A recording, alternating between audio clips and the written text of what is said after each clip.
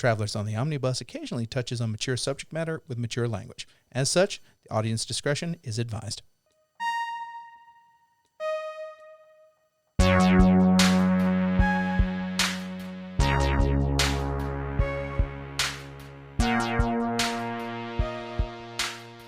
I love it when hipster Hey Brady everybody, comes welcome out. to Travelers on the Omnibus. So before I hit that record button, Brady said something very funny about The Wizard of Oz. Ethan had mentioned that the movie's in black and white when it starts out, and then Brady said, it's in sepia. and then welcome to Brady's hipster corner. Hell yeah. It's all matte paintings and cigars from countries that don't That's make cigars. foreshadowing for anybody who doesn't know what we're going to be talking about Absolutely. later. You know, I was going to throw a piece of candy at you, but I somehow fumbled. What are it, you, and it's now James on the- Woods? and now it's on the ground somewhere.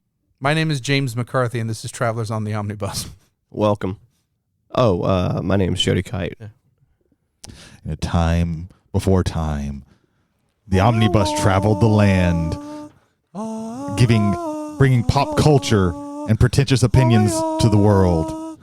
Everything was great. Oh shit! I just blacked out there for a second. Okay.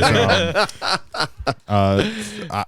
Are we at the part where we're doing names? Yeah. I'm Brady Davis. Shit. You really should have said, I'm Ethan Skinner. Fuck! And it's just gone with it. But there you go. But really, the other Ethan Skinner is over here. I'm Ethan. You're Ethan Skinner.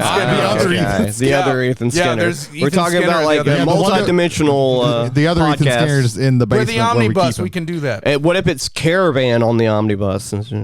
Yeah. We didn't bring enough supplies, Oh, and I don't man. want dysentery. Oh, The Omnibus Trail. That'd be great. the omnibus Omnibus trailer. trail. There we go. But, ladies and gentlemen, welcome to this field trip through nerd and pop culture that we call Travelers on the Omnibus. That's the third time I've introduced Yes. this. I love it.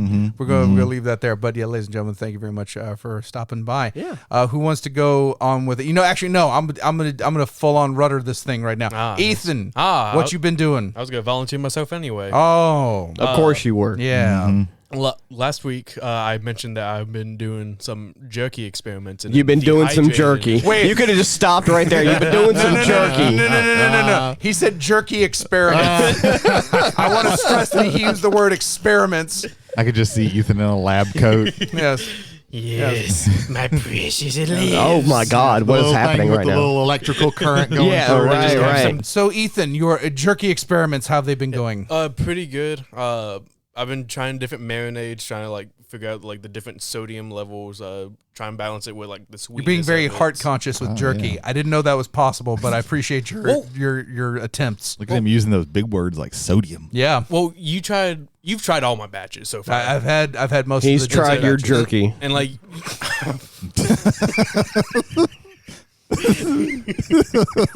I've been listening to a lot of Duran recently, and for some reason, Rio popped in your head for no Rio. reason. For some reason, I don't know what the hell's going on. yeah.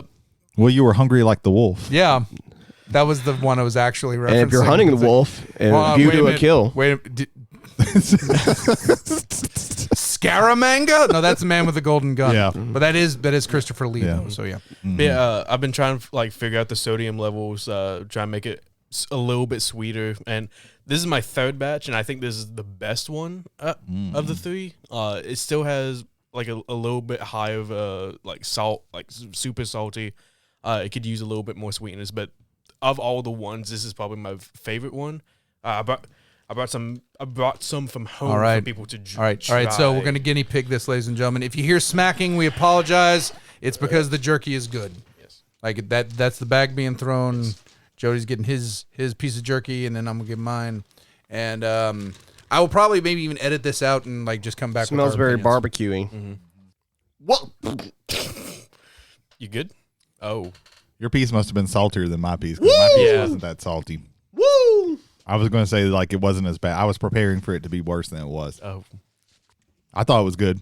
I can taste a little bit of the like compared to like when the stuff that you get from the like the prepackaged stuff. I tore my It piece does off have if you want to like test how salty it is. has a little bit more salt than normal, but I didn't. But it wasn't as bad as what I see a Jody lot of sinew experienced. in that one. That might have been what soaked up all the salt. Maybe. I'm not getting the salt on this one as much. It is there.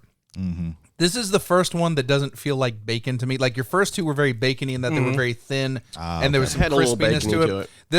This one is more like a jerky chew, like it's chewing. It's I give it. I like the texture of it. There you go. I give it. Oh, it was very. It wasn't like too soft, but also Just quick 5 scale. I'll give it a 3.5 out of 5. I'll give it 3.5. From what I tasted, I'll have to taste it again whenever you get I- salt levels. You tasted what I probably tasted. Like, the only issue I'm having right now is the sodium level. Right. You'll figure it out. Yeah. Yeah. Yeah, that's been me. There you go. There you go. No, so not bad at all. Jody, taste buds calming down now. What have you been up to? I watched a movie, or I should say, I experienced something on film recently.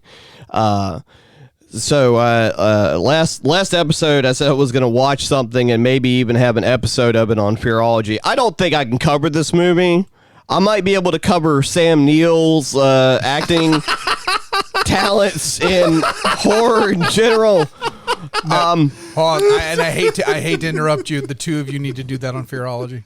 Oh, yeah. And I mean, Brady and I don't know if we could fucking have an episode of that, to be honest with you.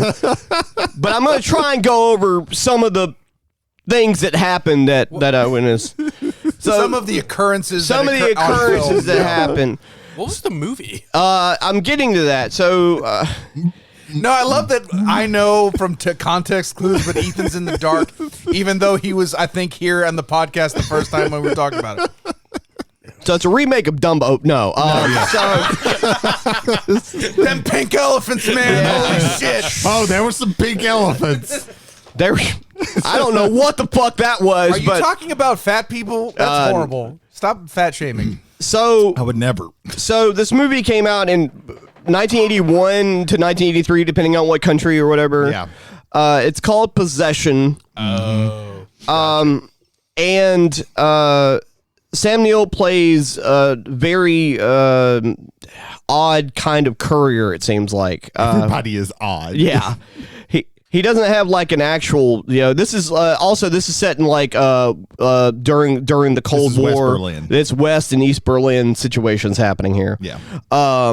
Because they do I think go over to the other side during certain situations. I thought it was heavily implied that he's like some kind of spy. He's in West Berlin, but stuff starts happening all over in that area. But he's not the fuck shit up spy. I think he's more of the turn people. He fucks shit up for sure.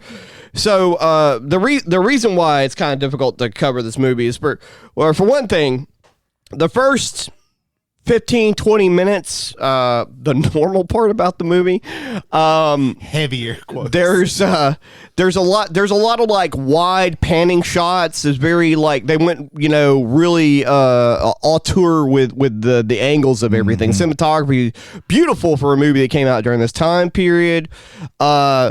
Speaking of time, there's a lot of like really weird like time dilation things that happen where you're not sure if there's a flashback happening or if it's like actual time, because things are happening, but they seem like they had happened before in a different way. And there's parts of this movie early on even that were kind of hard to watch to get through because Sam Neill and the French woman that he's married to have a let's just put it lightly, a very abusive relationship. Yes. There's a moment. There's a moment. Brady knows the moment I'm talking about. Save it for Fearology. There's several moments. Well, there's a moment in the restaurant in the very beginning. Yeah. Where they fuck the restaurant is basically empty, and they fuck it up. Yeah. Her running from him while he is literally throwing chairs at her. Yeah, tables, like chairs. 8 people have that is insane. Like 8 people have to like come out from the kitchen and tackle him to stop him. So what seems to be like a relationship that's like slowly dissolving turns into something completely different to the point of where like he finds out, quote unquote, as far as he knows, the guy that she's been sleeping with. Right, which that is happening for sure. I guess, but they also have a kid together, so she kind of like comes home every once in a while to check on the kid when she feels like it, because she's also really fucked up. And there's the way she acts is like all over the like. She is the most erratic of Right. Everybody is erratic. Yeah, right. But she is like take everybody who's erratic in the movie and she dials it up like tenfold. Yeah, there's a scene where she's in the kitchen and they're basically like the breakdown's full breakdown mode, and she takes an electric knife that you use to carve a turkey with and puts it to her neck. And then you have interactions between him and the lover, and then he hires a private eye. And I'm not going to keep going through all the plot or whatever. But then when that happens, you really find out what's going on in the movie, on top of everything else that's really happening. And so, yeah. That subway scene, good Lord. Mm-hmm. What is that? That's what I was thinking. What is You're that? gonna, if you watch the movie, like like I said, the movie is everything is so metaphorical. Mm-hmm. So nothing actually makes sense unless you think of it as a metaphor, Mm-hmm. like as a metaphor for a toxic, deteriorating marriage. That's the only way that anything makes sense, because nothing that anybody does actually makes sense if you actually try to apply logic to it. Mm-hmm. Does this border on French extremity, or is it solely in the camp? This is pre French extreme. Okay. It's definitely a very violent movie. It is violent. It was banned in several countries when it first came out. Mm-hmm. Yeah, it's before that. It's a different. It's different than those movies, I would say. If I had to put my finger on it. There you go. She's crazy and everybody's obsessed with her. That would be the tagline that I would put crazy on. is there's not a word strong enough to explain. There's not. Yeah. So I enjoy it. I think the more I think about it, the more I'm like, I really like this movie. I just like it's just so batshit. It's pretty bad shit. There you go. Yeah. There you go. It stands alone for what it is. That's for sure. Oh yeah. Yeah. So, Brady, we've got one thing from Jody about viewing. Have you been viewing anything that we should know about? Yeah, this past Sunday, the first episode of The Last of Us, starring Pedro Pascal and Bella Ramsey. I remembered her name was Ramsey. I couldn't remember what her first name was. So I've never played Last of Us, but I know basically the beginning of the story and I know the end of the story. I played it all the way through. I don't know anything in between. So that part I'm going to be like super. But even like, I think so far it's really, really good. The first part, like they extend that what would be the prologue in the game a little bit more, and you see a lot more. I think from what I can remember hearing about that part, that shit hit me so fucking hard, like so hard that when that part ended and then it popped up 20 years later, I had to I need to pause it and stand up and walk away. You have to process everything that you just witnessed. And I knew it was going to happen, and it still hit me so hard. I think a lot of it has to do with the fact that in that prologue, what's his name? Joel is the same age that I am. And he has a daughter who is around the same age as my daughter. Right. So your mileage may vary as to how hard that hits you, whether you know that it's coming or not. But I knew what was coming, and it still hit me like a fucking freight train. And then the rest of the show kept going, and it was still pretty fucking good. The acting is great. The girl who is Joel's daughter is actually now she goes by Thandie Newton. Thandie Newton. Oh, is her daughter. That's her daughter. Yeah. Okay. Yeah, it's really, really good. I'm looking forward to it. It's cast a lot of people that I really like. I really like Pedro Pascal. Melanie Linsky is showing up sometime in this show, and she's really good. Bella Ramsey, I really like her, so I'm looking forward to it. That game, that story from that game is one of the best narratives I think that have been in gaming during that time period, which was PS3 time period when it came out, I think. Like mid PS3. Yeah, I played the remastered version of it on PS4, and the story got me. Yeah, so. I've never gotten around to playing it. I know that I probably need to play it. but I just never got around to it. But I tried playing it. And it was I tried playing it for a little bit. It was just one of those games that I couldn't like click with. Are you okay with stealth games? I'm indifferent about them. That probably because you got long stealth sections in those games that if you don't like that type of gameplay, you can't. You're not going to be able to get into them. I could have taken or left the gameplay. For me personally, it was just like the story kept pulling me to keep playing. Yeah. It for some reason it reminded me of playing like Death Stranding a little bit. I don't know why it reminds me, but I got that same feeling playing both games. It's like, it's not bad, but it's not my cup of tea, really. So. Well, if you I mean, they're both set in post-apocalyptic worlds. They're both kind of set in things where you're trying to you're as much figuring out what's going on in the world as anybody else is. So I think there's something to be said there as far as I can see where you could maybe pull similar feelings from both of those games. Even though for me, Death Stranding is just let's walk across the country. It's a walking simulator. And then sometimes we get on a zip line and sometimes we fight black goo monsters. Yeah, well, I will say the praise that you always hear from The Last of Us is about the story. The story, because I don't think that the gameplay, from what I can see, the gameplay isn't bad. It's just that it's not anything special. It reminded me of story that it reminded me of Uncharted a little, you know, because I think Naughty Dog. It kind of felt in that kind of vein. A little bit, but I can see that just from watching it being played. It definitely had an Uncharted look to it. Yeah. Yeah, so I watched that, and then we are living in a glorious time, people, because one of my favorite new bands, Sleep Token, has released new music this month. At the very first week of the month, they released 2 songs, "Chokehold" and "The Summoning," and then this week they released 2 more songs, "Granite" and "Aqua Regia." They're really good. They're really, really good. It's great. I love it. This is nice. They're doing this really cool thing where they're not really music videos. They do mostly. It's really like a visualizer for the movie. They're just these statues of these weird Dark Souls bosses. But yeah, the first 2, Chokehold, I really, really like Chokehold. The Summoning, I like part of it a lot.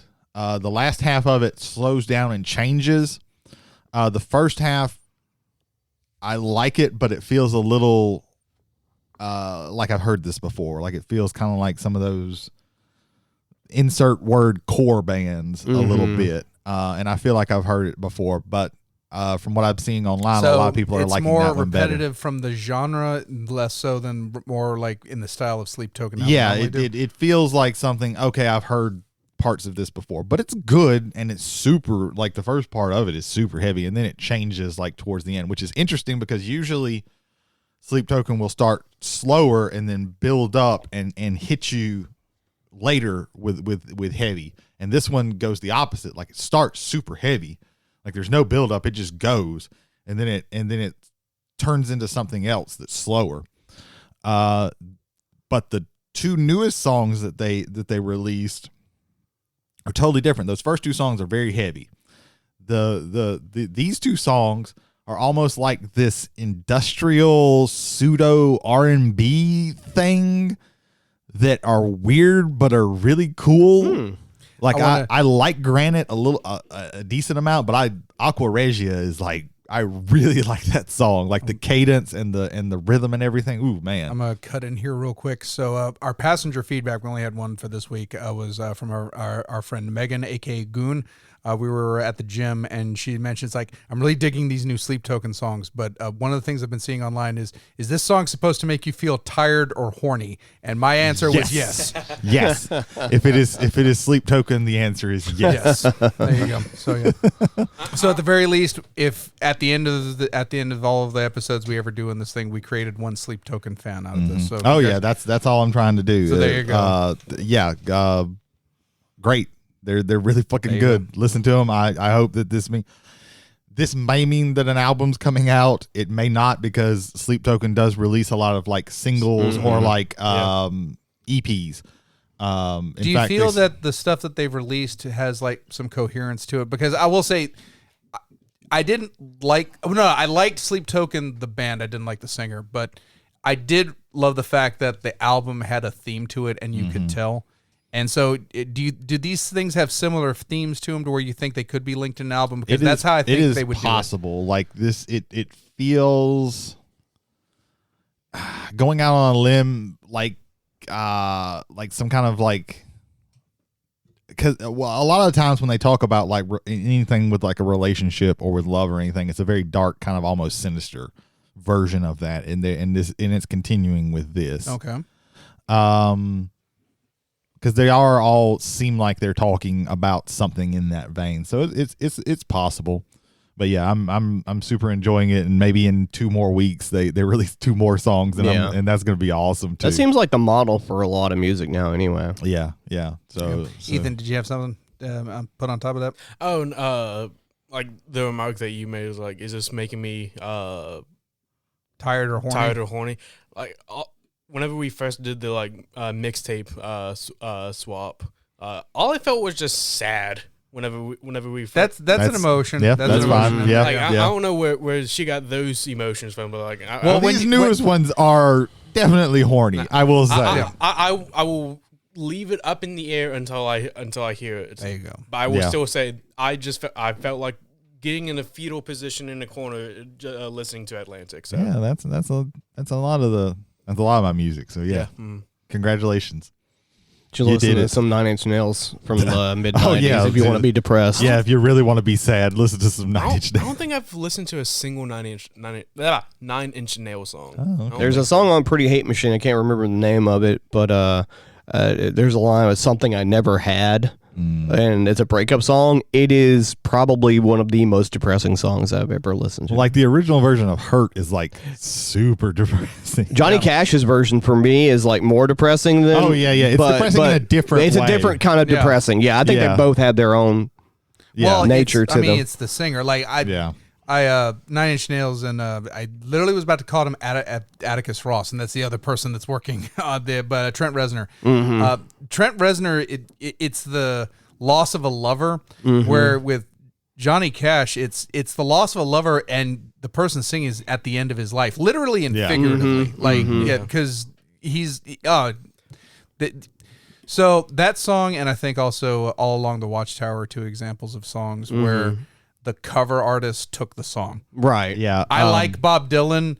That's Jimmy's song. All Along the Watchtower is Jimmy's song. You can say that for a lot of Dylan Bob, songs. Yeah, I was gonna say, and this may be a hot take, but like Bob Dylan is a phenomenal writer and musician, but like he's really good at like laying the groundwork and like this is a song, and then somebody else can take that and like, okay, I can do so much more with this. Because Johnny Cash and June Carter did "It Ain't Me, Babe," which is that's also a song he wrote. Another person like that is Bruce Springsteen. He wrote "Because of the Night." Patti Smith, not from Patti Smith and the Scandal, but the other Patti Smith, and the lead singer for 10,000 Maniacs. It was Natalie Portman, not Portman. Natalie Merchant. Natalie Merchant. Yeah. Okay. Their versions of it are just exceedingly better. People have covered Tom Waits' songs too, Yeah. and he's not known for being the most prolific singer, but his got emotion is the song "Blinded by the Light" that Manfred Mann sings. That's also a Springsteen song, and there's a lot of references in that song to like band members of Springsteen, like. Madman drummer is like the drummer for the E Street. The E Street Band. It was the drummer for the E Street Band before Max Weinfeld. Oh, okay. Yeah. And also, Manfred Mann covered Bob Dylan's song. That's the Quinn the Eskimo. Oh, is a Bob Dylan song. We were talking, me and Jay, we were talking about whenever we were discussing our most recent mixtape, how I was choosing between the Rise Against album and also a Five Finger Death Punch album, and Jay, I remember if you were like agreeing with what we're talking about, like the cover is better than the original, or the opposite with the "Gone Away" song and The Offspring. Oh, let me state this right now. Yeah, "Gone Away" by The Offspring is for me untouchable. The fact that Five Finger did that and the way they did that is borderline insulting to me. Yeah. And the reason why, and I'll say it like this, First of all, that song was written. God, I can never remember the lead singer for The Offspring's name. I can don't picture remember. him. I can That pull it song- out of a lineup. Right. That but- song was written like by him and the band for someone they lost. So there's an immediately personal connection with that Right. song that Five Finger cannot have. No other band can. It's not just Five Finger on that one. The other part is I am more than tired with the chugga chugga of Five Finger Death Punch. Yeah, Thompson? that's the thing. Yeah. I'm going to say this. I actually love Bad Company. I love the Bad Company, the cover that they did of Bad Company. Again, I think Five Finger Death Punch needs to write a song called Five Finger Death Punch and have Bad Company cover it. That way the circle is complete. So that it'd be fine. But I like that one. But Gone Away, oh man, like no. Yeah, I really don't like in multiple ways don't like Five Finger Death Punch. So like nothing that I have never heard a song of theirs that I feel like the same cover way or about Well, and them. also my problem with So- them is that their albums, at least one or two covers are on there. So like you may not Yeah. have like, for instance, the songs that I've heard from them are cover songs. I haven't heard like actual legit songs from Yeah. them. So it's like, do I like the artist or do I like the song That's more? And I like think it's a- because I like the song. That's more. like an Alien Ant Farm situation where like the Michael Jackson song they did. Is the only Criminal. is the song only- people have, yeah. other than that Movies. movie song. Mo- Yeah, that movie was song is the that only was other the, one, that was yeah. the single they had after that nobody cared about. I cared about that. I like that song, and Meanwhile- I like the Smooth Criminal song. Meanwhile, Fall Out Boy has covered "Beat It," yeah. and you I- don't I didn't and you know don't think that. about that because they're out there. Like their catalog has a lot of Yeah. good songs that they've There's that they've a written. They there's also a, did Roxanne, and they did a good version Oh, of that. okay. Okay. There's a ska band that did a version of 99 Red Balloons. It's the worst cover I've ever heard. Well, when you said ska version of 99 Luftballons, You- you could have well, just left you that have- fallow. It's also Goldfinger. You haven't. You Oh, haven't. you should have just named them. Why are you worried that they're going to come after us? No, You haven't heard Puddle of Mud's live rendition Stop. of About Stop. a Girl. you said Puddle of Mud. That's all I needed. That is. I've seen that. The worst. Jay showed us that in Yes. here. Yeah. It was I think you fucking terrible. No, Jay let me- showed us that. Please understand. Yeah. Most of the time, I want to show people things that they will like. There are times when I will also show things ironically just to see the rise.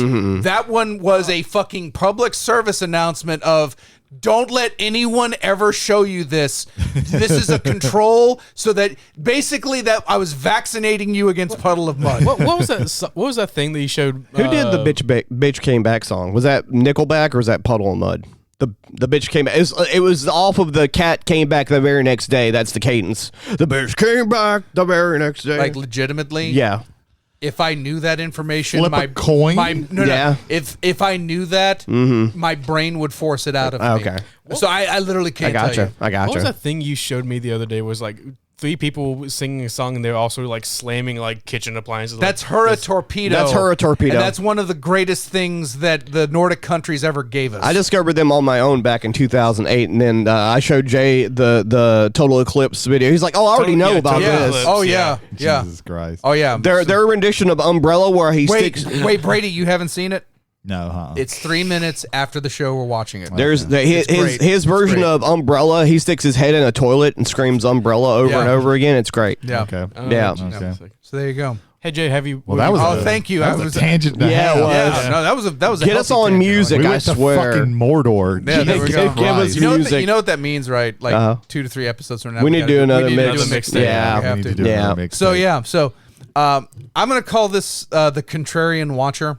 So everybody knows I typically, I won't say typically, but I have very strong contrarian opinions about a lot of things every now and again. A lot That's of an it, understatement. yeah, Good Lord. yeah. There we go. Brady's a poot. There you go. That's what a contrarian. The contrarian opinion. Yeah, look, contrarian opinion. But no. So I'd been seeing a lot of both poetic and unpoetic reviews of this product. It's on HBO Max. It is not The Last of Us. Someone made a good choice and one of us made a bad one. It was me. So I decided, you know what? I want to know this myself. I want to judge this with my own eyes. So I watched the first 2 episodes of Velma. So for everyone on whatever side, if you're complaining that this thing is woke, don't, because you don't have to. You can literally base it off of the product itself, and that the product is not good. I'm going to watch the first season. I know that's a weird thing to say after that, but the reason why it's linked to two things, and I'll go into a little bit more on that. It's 2 episodes. I like meta-contextual humor when it's natural and it's not immediately pointed out. You look at stuff like Family Guy to me is the best modern example. The most prolific modern example. I said they'll say a joke, hey, that's like the time, and then they cut into the joke and they cut out of it. I don't like that because the joke isn't just naturally woven into everything. It doesn't build on something. It's just literally the stopgap, boom, and done, which takes you away from the story of it.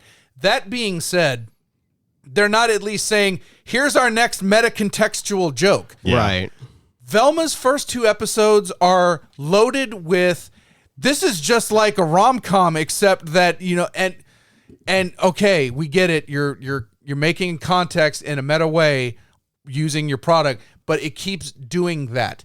The opening scene for Velma is a high school girl's shower where they're showing animated girl butts, but when they flip to the front side, the suds are always covering it. And I think, it's Daphne, because Daphne's in on this one, and you don't know it's necessarily Daphne yet until her fucking towel comes off of her hair, and that's that giant. What I thought was actually a funny line. Her hair is the color of buffalo wings. I thought that was a good line. One of a couple. 1/250,000. It's just like that, but. She goes, isn't it funny how, like, in series pilots, they always load up all of the sexuality in the beginning? And of course, then there's, like, a wrestling match. They're wrestling in the shower, and it's like, okay, yeah. This, first of all, ew. Ew. Second of all, thank you for immediately taking anything that could be humorous out of this by pointing out that this is supposed to be a joke. Winking at the camera is not a joke. Like, that can't be the punchline. Winking at the camera can be the joke if it's used sporadic. It's like jump scares. If you're just doing nothing but jump scares, I'm now desensitized to your entire. My favorite example would be Spaceballs. Like, they do that a couple of times, but it's part of the joke. Yeah, Well, it's the entire the Mel Blanc, Mel Brooks, but it's also usually not Brooks, the point. No, it's not. It's not. It's not the point because there's a story being told. Like the Blank movie franchise ruined that because. It was hey, look at this meta joke we're about to do. Like, and it's always looking at the audience. It's like, isn't this funny? Yeah, isn't this funny? No, it's not. It's not funny than I should have. I think if you watched one, you watched way more than you should. I will say the initial Scary Movie was okay, but even then, it's just like the scene where Shannon Elizabeth's character gets killed, and she's constantly meta, like talking about, oh, this is the part where my head gets thrown in the garbage. I'm like. Okay, we get it. We get it. It's not funny. So the jokes don't land. I don't like Velma. Mindy Kaling voices Velma, and she is an Indian, and she's portrayed as an Indian girl. I don't mind that. No, an Indian American girl. I do not mind that. I don't mind a lot of the stuff. Fred is basically it's just like white privilege joke that would be funny if it were like maybe an episode or half an episode, but it is run already through 2 full fucking episodes. Yeah. And it's just like, we're just going to keep like drawing water from this well. It's already dry. You're just pulling up mud and none of it is fucking working. Shaggy Straight Edge, which I know what that's setting up for because like he has a YouTube series called, Norville Snacks, where he reviews snacks, and like all of the stoners in town watch him, and he's offended because they're stoners. This also comes at the end of a series where he's trying to sell his kidney to the mafia to afford money so that Velma can get the case files of her mom's disappearance from Daphne from her lesbian mothers who adopted her.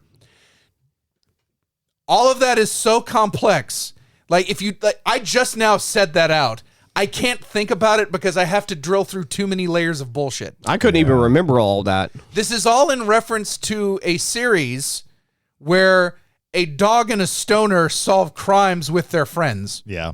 And the stoner isn't stoned yet. The dog ain't anywhere. No, Scooby's not in this. I think, and that's the second reason. One, I want to see like how far this goes. I do. I'm not going to give like weekly updates on this, but I think maybe at the end I'll give up my whole like just to see what it is. But the second thing is there's no Scooby, which to me is like that's what we're waiting for at the very end. Yeah. It is literally what we're waiting for at the very end. It's like, oh, and here's Scooby as well. There's an animator online. His name is Max, and I can't remember Max G or something like that. He did a still of Velma and Norville because he ain't Shaggy yet. Oh yeah, he hasn't never mentioned Shaggy once yet. Norville and Velma, and they're holding it, and she's pregnant, and you have an X-ray and it's Scooby. And the text is, this is how the show's going to end. The last scene is going to be Norville holding Velma while Scooby is in her womb. And then there's never going to be a season 2, and they just leave it on that. That alone is a better joke than the entirety of Velma I've seen so far. However, there will be a season 2 because if people are watching because they hate it, it's just as good as people watching it because they like it. Of course. Yeah. Of course. After 2 episodes, it's renewed. That's why, nobody on YouTube cares about thumbs downs because it's all engagement. Views is views. Yeah. Well, you say that. I will say that with thumbs downs on YouTube, the actually with enough thumbs down and a good enough ratio, it gets pulled out of algorithmic viewing. So you have to literally go find it. It will not be presented to you. More along lines, I would say, is that you put something up and it gets 100 million views. You don't care where those views came from. It's people who like it, and then the discussion that comes after that propagates more, and it's whole thing. It's search engine optimization at its worst. It's not good. It's not good for any kind of political or social commentary reason. It is literally because they saw someone do it right with Harley Quinn and thought that they could take another cartoon franchise and do that, and it's just not working. Harley Quinn does similar things, but like pretty much succeeds at it, like subverting expectations and doing different things and making commentaries and all that. And I really like Harley Quinn, but I told you earlier, like I've come to the point where it's just like I have only so many, hours left in my life. If enough people from like if it was only one particular side saying this is shit, I might watch it. But both sides. But if literally everyone who is watching it is saying this is bad, and it's not bad because they're saying it's bad. It's bad because it is just bad. I'm like, man, I just can't. I'll finish up because I've seen a few takes where it's like this was meant to be bad because of that. It's like no, like. This to me more plays like they don't know what audience they want to speak to, so they're going to try to speak to all of them, and the whole thing gets muddled and stupid. There was another one that said that like quite the opposite for me. It's like the actual pointing out of the meta-ness of the joke saves the show. I'm like, no, it doesn't. It's the fuck? It's the first shovel to bury it, and then it just keeps piling on. So I'm not liking it. I will finish it up the first season. I'm not going to go past that. I just really not unless something crazy drastically changes. Because and I guess one last thing. One of the reasons why Harley Quinn works is because superhero media, and I believe Batman in particular, is ripe for meta-contextual, like taking the piss out of it. Yeah. I think it works there because there's an over seriousness in the genre, and particularly with Batman, that I feel can be laughed at, and people should be able to take that in stride. Scooby-Doo is already silly. Yeah. Like we're making a joke on a joke. We're just, no, it doesn't work. It just, no. On top of the fact that I think that one of the newer versions of Scooby-Doo that was on like Cartoon Network was actually, they were doing that breaking down of like the tropes and stuff before then. I think you're right. Yes, because they were running out of stuff to do. Because I don't want to go on a tangent for long because I know we're trying to wrap this up. But once they got to a point with Scooby Doo and the live action movies and going back to the cartoon, they realized, okay, we can't keep having the same endings happen where like it's actually like someone that's like a human person or whatever with a mask on. So then they introduced zombies, like real supernatural stuff to Scooby-Doo. And after they ran that dry, now what are they going to do with it? Yeah. Well, I mean, I'm even talking about like there was a series like 5-10 years ago that like it was made to be for continuing just with people who would be watching Scooby-Doo, not for adults or anything like that. Where they did like where they changed things up and did like more meta type things. Right, I but remember also- watching pieces of it. But also, like, as far as real supernatural, that existed in Scooby-Doo with the 13 Ghosts of Scooby-Doo. Well, yeah, with 13 Ghosts You of had Vincent Scooby-Doo. Price and the Scooby Right, right. fighting ghosts. Like, you can go, to me, that is a natural offshoot of it because they're looking in, honestly, like, if you think about it, there's a bit of a Cthulhu mythos inspired about this because they're doing investigations about things that have supernatural backgrounds but could also have mundane explanations. Right. That's a lot of Lovecraft. Yeah, 13 writing. Ghosts. 13 Ghosts, I think, is the best iteration of Scooby-Doo. I will say the series that you were talking about was like actual supernatural. It was like I think they were making like straight to VHS or DVD the movies. videos, they straight to made video movies. like for a while where I Scooby-Doo remember on Zombie Island or was some the shit first like one. that. And there were also cat people in that one. For some Yeah. reason. Weird. Cartoon Network had Scooby-Doo Mystery Incorporated for about 3-ish years. I think Mystery Incorporated is the one that I'm talking about. That to me is the best interpretation of Scooby-Doo. Have you seen 13 Ghosts of Scooby-Doo? I have seen 13 Ghosts of Okay. Scooby-Doo. All right. Again, I saw it when I was really young. I don't remember much about it, but I do remember. Well, and also, like, we also have to take generational into thing. Like, Mystery Incorporated, I can from one episode of it, I could tell this is not for me. This is for a younger generation. This will attach. This is designed to attach more to them. Right, but- for me, it's Scooby Doo. Where are you? I like 13 Ghosts, but like it's the original, like the whole the original 20 episodes. Yeah. when the whole gang's there. Yeah. Now, granted, I did see Scooby-Doo Where Are You growing up. You saw everything when you were a kid, right? Like, you know, Kinda. you were exposed to all of it that was being showed on reruns on Cartoon Network. Yeah. I mean, it's one of the reasons, like when Boomerang. when they started releasing Sesame Street DVDs, one of the first things you see on it, this may not be suitable for child audiences, Right. Because there's certain things. that children were exposed to that we don't expose them to now, but then also just semblances of just. This is what appealed to people in the 70s. That has no kind of prurient or like evil interest to it. It's just this is what, so the jokes might not land. There's things like that. Might be a little too dark. There's a short called Cracks that was lost media for a while. Yep. That's really fucking disturbing. Well, there's an infamous episode of the of Sesame Street where the woman who plays the Wicked Witch of the West Oh yeah, is on yeah. there. And That's she also frightened lost the shit media. out of kids. That was also They lost found- media they for a found- while. I think they found that one. Right. It's not a great quality, but I've seen at least like bits of it. I want to leave this on what I think everything should end with, which is a good Fred Rogers story.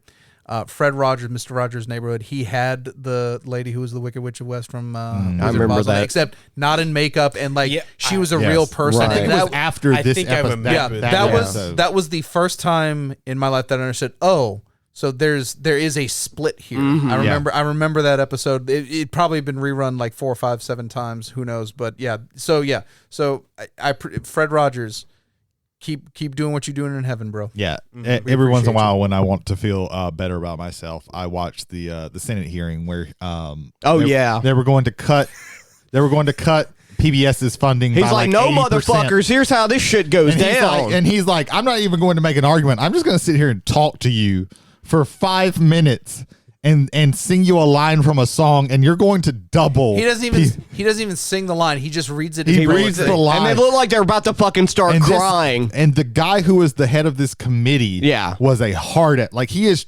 interrupting him at the start, and by the end he is just like, you have double the amount of money that we were of your original budget. It wasn't even that. It was like he goes, "Wow, that's amazing." Well, I think you just scored your $10 million. Yeah. It's like, boom, done. Yeah, It's- and they were it's going to cut great. it down to like 90,000 or like some ungodly ridiculous. It wasn't that little, but it my was like thing is one though, ridiculous Fred Rogers thing. would have made that work. Like God bless him. Yeah. He would have. Wasn't there a movie where Tom Hanks plays? Yeah, Mr. Rogers? Welcome to My Neighborhood. I Was think, that what it was I called? think the only American actor that would be allowed to do that. that one was pretty good. The Won't You Be My Neighbor, the documentary, I like it better, but that movie is really good. Well, it's like, about the real man. yeah, you're gonna cry during the movie, but nothing sad's gonna happen. Yeah, that sounds about right. Like seriously, like Fred Rogers is like one of, I guess you could say, idols. Like he's one of those like aspiring people like that I truly believe in, because I loved his philosophy of everything. How he was going to talk to children and he wasn't going to talk down to them. He was going to talk to them. It's like he was going to explain things to them. It's like how people have like the holy trinity of Mr. Rogers, Steve Irwin, and Bob Ross. I didn't appreciate Bob Ross as much when I was younger, but I appreciate him more now. Right. I refuse to buy Bob Ross anything that's like Bob Ross merchandise, because he did not want himself merchandised. Yeah. The people who own his estate now are just making tons of money off of it. And it's great. See, the pillars of PBS for me are Fred Rogers, Big Bird, Bob Ross, and Doctor Who, because that's where I first saw Doctor Who was on PBS. That's my PBS. I saw Spider-Man for the first time on the Electric Company. That's how old I am. I saw Morgan Freeman for the first time on the Electric Company. See, mine instead of Doctor Who would be LeVar Burton. There you go. That's a Oh good yeah, one. a lot of Reading Rainbow. Yeah. Yep. Yeah. Mm-hmm.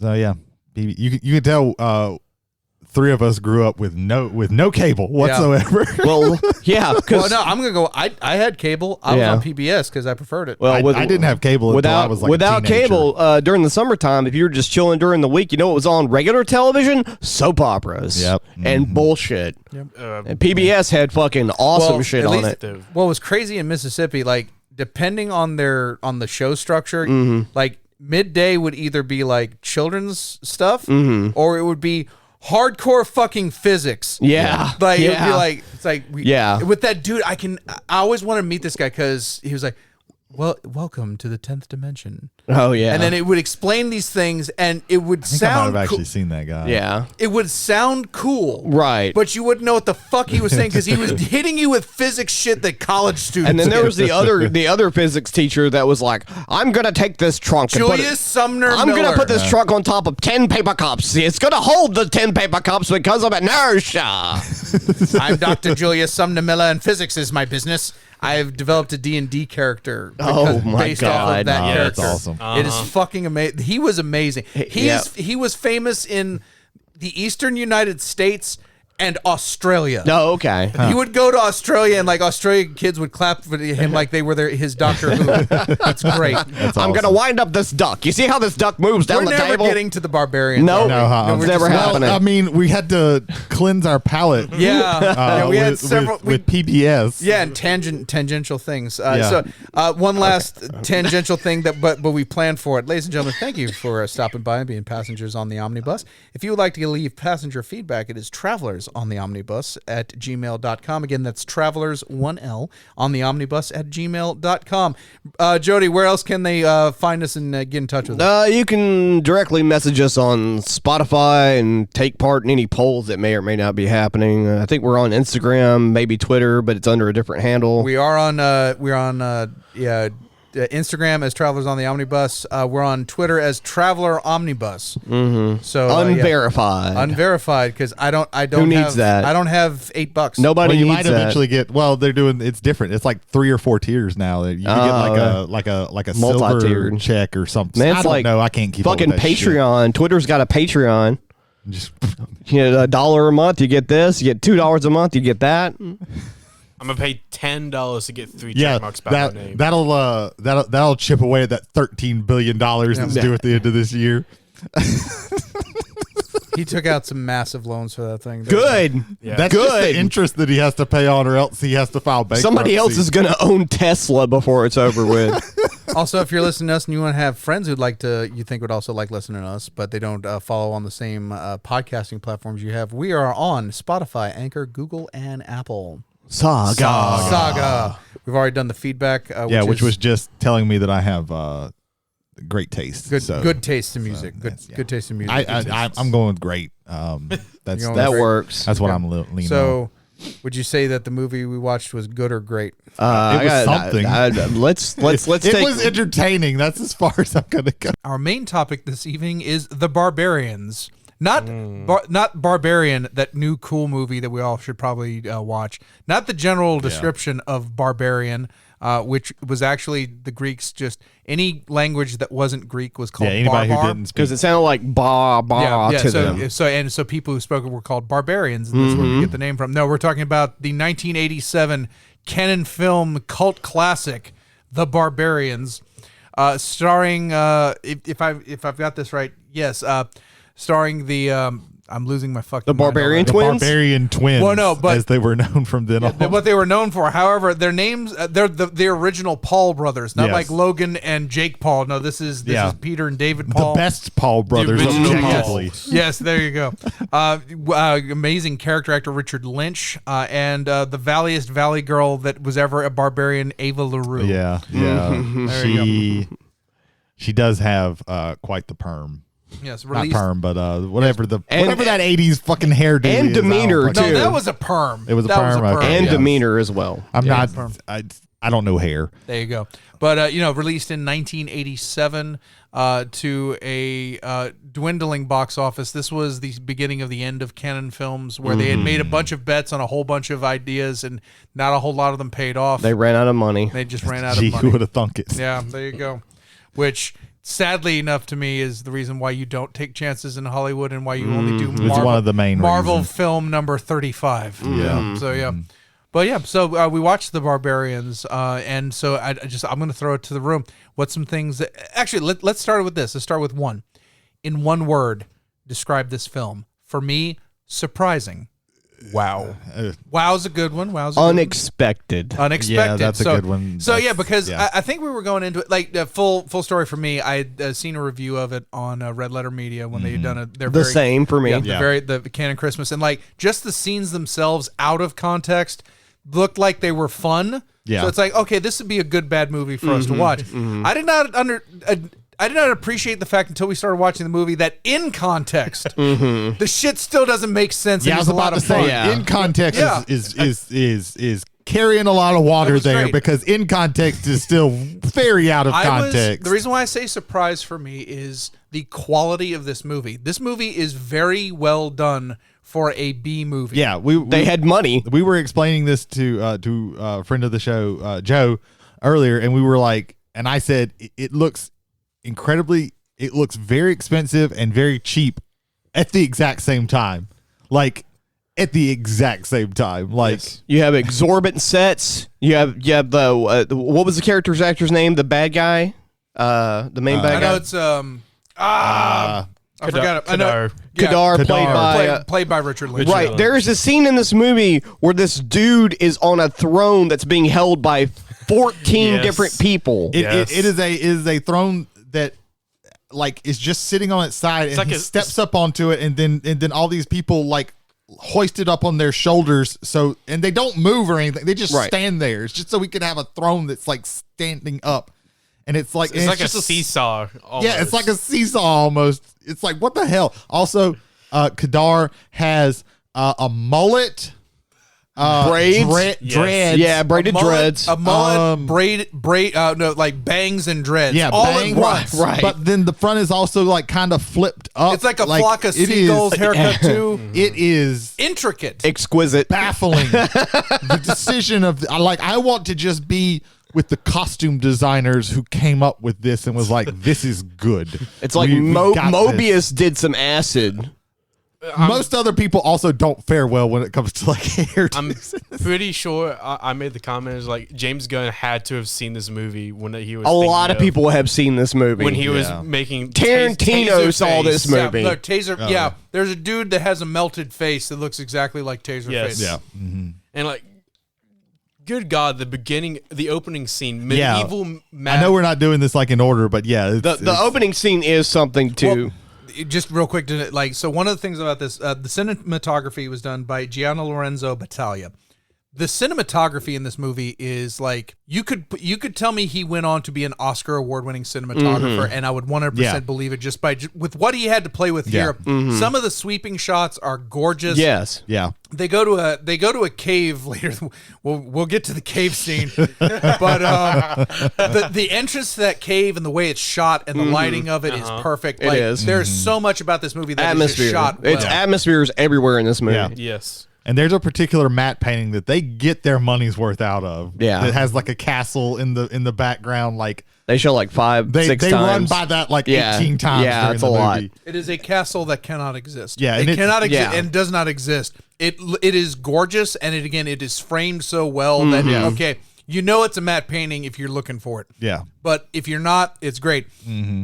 But one of my detractions for that is, like you said, it's not even that. It's not that they don't shoot it from a different angle. It's always the same shot. shot Same shot next of to the somebody. same like tent that's just set off to the right. Yeah, and they're and always somebody's- going in the same direction from Yeah. left to right. They from it. couldn't move it because it had one specific spot that the matte painting had to be in, so it looked real. Yeah. Ish. Yeah, and like we were alluding to, like the movie starts off with like Mad Max Fantasy Road. Imagine Comboed with This was another one where we said, who's the Mad Max director? Shit. Yeah.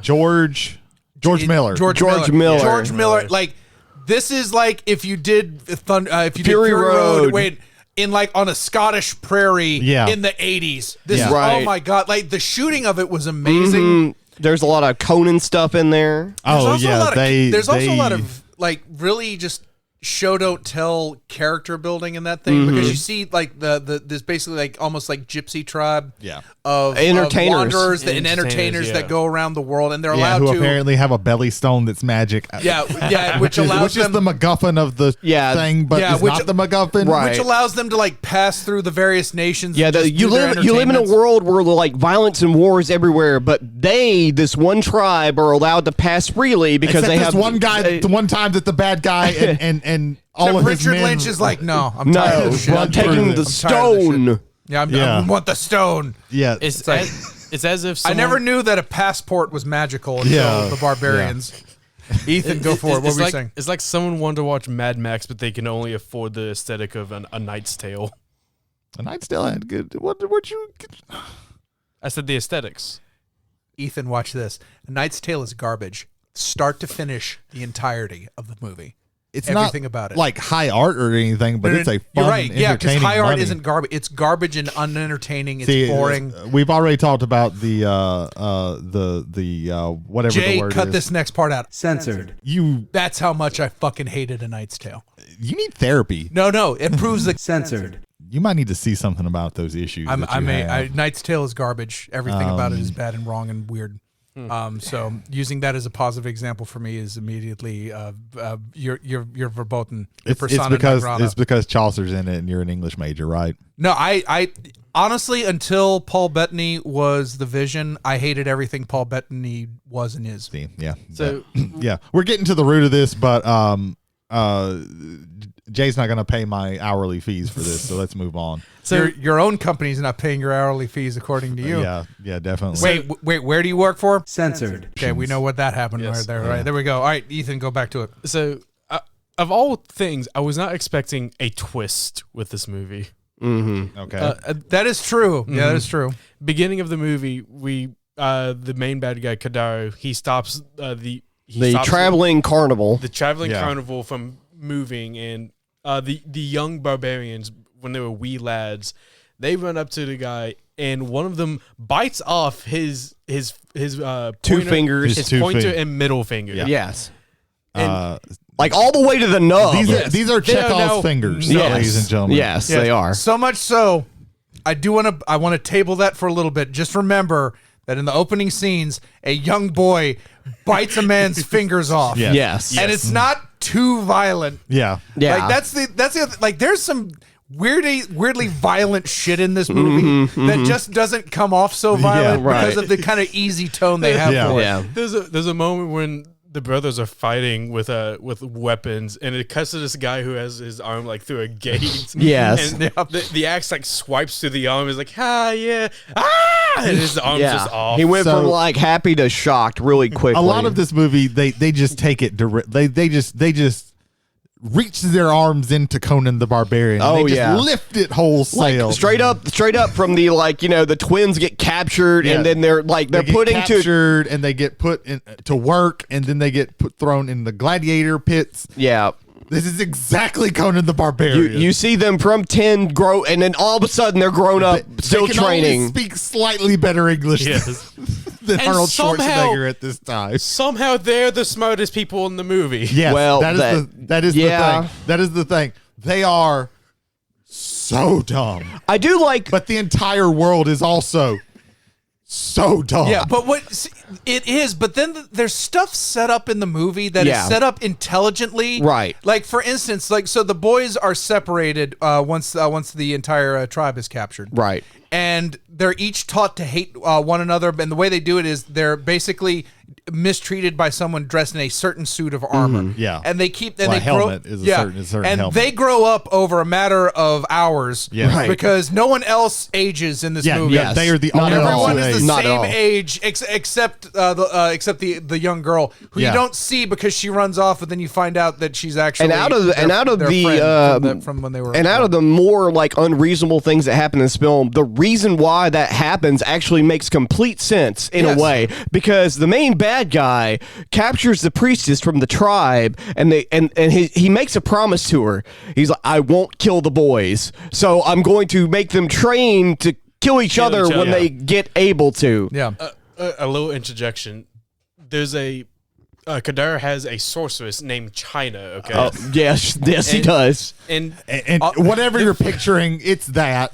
It's No, that. no. They might be picturing former professional WWE wrestler China. Yes. No. Rest in peace. Yeah, rest in peace, China. Joni Laura, rest Yeah. in peace. No. Wait, if instead you were thinking it's like, oh, she's Asia. Yes. Yes. Yes. Asian With like a- stereotype. It's that time of the year. Yes. It's that, With it's a that- giant loop on her hair Yes. in the center. yes, Yeah. a donut. A donut one on could top say. of her head, yes.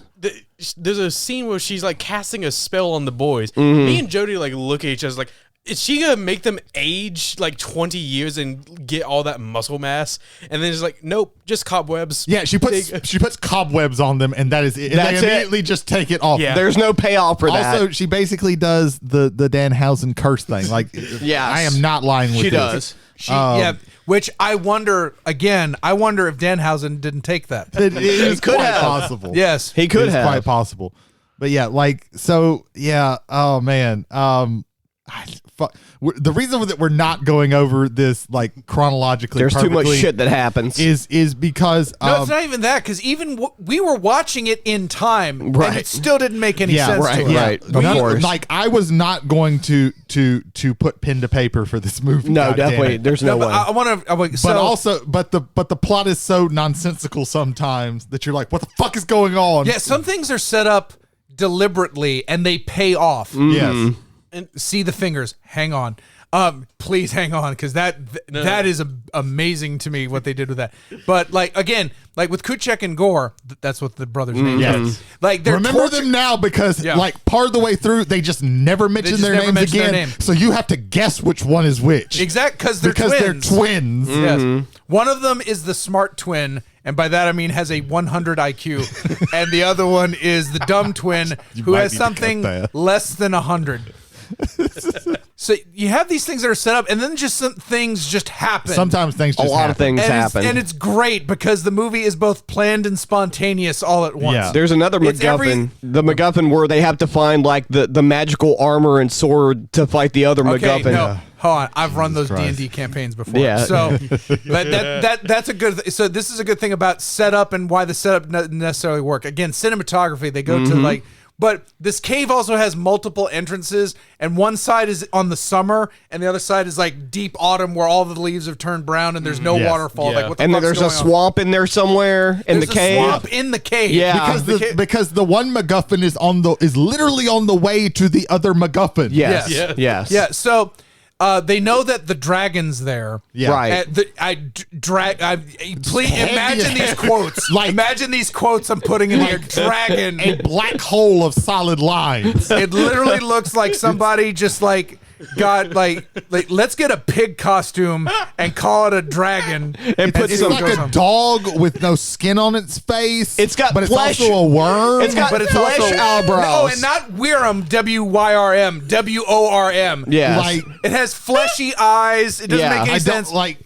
But unless you have the sacred weapons, you can't fight it. It would have been better if it didn't make facial expressions. It's like if a worm. Disagree. Like they put money into the It's not puppet. making facial expressions. It's not as fucking disturbing. Its eyebrows can move. They put money into this puppet. Yes. And it still looks so fucking bad. Oh my god. It is nonsensical what this If thing you is. ever wondered what a scaleless dragon on meth looked like, watch The Barbarians from Canon Films. It's like if a worm, a dog. I want to get back to the bad D&D setup. So they Okay. go into the cave, Right. and the cave has two parts. Like they were told we have to go get the mystical weapons, Which are in the cave. which are also in the same cave. Yeah, it's just like the cave on the way to the other cave. yeah, no, you have to take a detour in the cave. Like I don't even think they took a detour. I think they just turned left instead of right. Yeah. When that's they- called a detour. Are you which barbarian twin are you? Take the quiz now. He's the one that goes. That's both That's of them. both of them, motherfucker. No, but one of them puts it to effect, and the other one is just doing it as a hey, good job, bro. Yeah. Oh, yeah. God, we need to explain that one There's so too. many things that we have to Their explain in old this movie. tribe has given up the We waves. gotta talk about them kissing each other. Letting that float, letting that float, letting that float. Yes. So we're just gonna shotgun a few of these. Yeah. So they have to go into the cave to get the secret weapons, but there's a problem. There's a werewolf, or as I like to call it, Michael Jackson from the fucking Thriller video is stalking them. That is high praise. I think we're talking like budget Teen Wolf is what we're talking about. Oh, does this werewolf attack them? Do they have to fight? No, it causes them literally no problems. No. It causes them minor inconveniences. The most minor of Wait, inconvenience. so they get into the tomb, which, by the way, the dead hero who has all the weapons looks like Papa Emeritus from Ghost. Oh, yeah, Yes, he does. Which was fucking amazing. Yes. But they get in there, and then all of a sudden, like, werewolf arms come up through the ground. The more I think on it, I don't even think that those are supposed to be werewolf arms. I think those are just supposed to be arms that come up from somewhere. What are they connected to? I don't fucking know. They established I don't a werewolf, fucking and know. there's hairy clawed arms. Why would it be the werewolf, but they don't Brady? have hair. They just have like this weird skin on them and fingernails. And that werewolf doesn't have those fingernails. So the barbarians. I have thought way more about this movie than I fucking should So the have barbarians to. handle this problem by pulling the arms off of Yes, the thing. they just pull ripping the them arms off. But I want to stress something as well. One of the arms is coming out of the ground, and the werewolf is elsewhere. I think that was just bad editing. Like, that was supposed to be the werewolf. They're constantly like they're sneaking through this cave and they're constantly cutting to the werewolf. So they are making an attempt at building tension to where you're like, oh god, this is gonna be a cool werewolf fight. Werewolf versus barbarians. That's a cool fight. Yeah, it's gonna be good. No, they set this up for like 5 minutes of this thing, stalking them, and then getting its arms spaghetti pulled off by barbarians, but maybe growing back. We don't know. We can't determine it, but we're gonna. He gets in the window. It's like, oh, we're gonna have the big. He jumps down. It's time for the big. He jumps down. He doesn't even get to jump down. Thief Barbie girl from the valley. Immediately takes the bow and arrow she just got, shoots him in the heart. He kind of falls down, and one of the other barbarian brothers cuts his fucking head off. Yeah. Fights over. Yep. Then, just to celebrate their victory, he pulls the fucking head off, shows it to the girl, and goes, "Arr, arr, arr," and she's like being scared, but you could tell the actress was trying hard not to fucking laugh. Because I'm pretty sure that was an ad lib, and that was one of the funniest parts I of think the movie. 90% of the Barbarian Brothers dialogue is just ad lib. It's just ad lib because they're not going to Just remember. like go with it. Just go with it. Yeah. But So Well, I want to get to them. So we're gonna backtrack. We're gonna go all over the place, motherfucker. yeah, we are. The movie does. So why shouldn't we? So they escape. Okay. Little to no effort by lifting stuff. That's mostly what they do. They lift stuff and they do this weird walrus noise. That's the two main things that they do. So they're being chased. They're on horseback. So they decide, okay, we're going to get off of these horses for some reason. And then they stumble into the camp of the people that they were stolen from. And they don't believe them that they're who they say they are. The tribe doesn't believe them that they are the kid. And also because serendipity is a thing. their childhood friend that they don't know it yet has Yes. already been captured by the tribe. Not just their childhood friend, their sister. Their childhood friend and sister, yes, was captured independently Yes. and is in chains. It's like, hey, he's like, you could let me out, and then they just walk away from Yes. her because they don't realize it yet. Well, the way she looks at him at first is like, oh, hey, what's going on with these guys? Yeah, I'm glad they didn't go that route, and then they go she's her sister. Yeah. So they're gonna hang them.